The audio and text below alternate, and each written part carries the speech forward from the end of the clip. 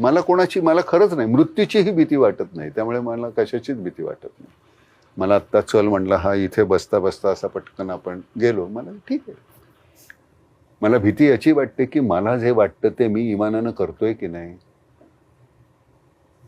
माझ्या नकळत मी भ्रष्ट होतोय का, काही अपलाप होतोय का माझ्या हातून, त्याची भीती वाटते.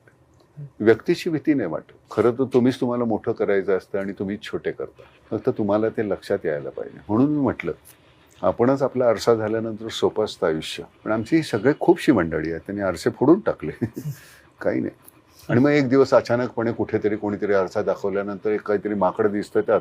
अरे माझं माकड कधी झालं, मी असा नव्हतो, मी काहीतरी वेगळा होतो. झालं रे बाबा, मधल्या दरम्यान तुझी जे कर्तृत्व होतं ते असंच होतं, त्यामुळे तुझं माकड झालंय. ते आरसे आपल्यापाशी आहेत, ते दाखवा त्याला. आपण ते काय करतो, ते आरसे आपण ठेवलेत माळ्यावरनं, ते काढा जरा.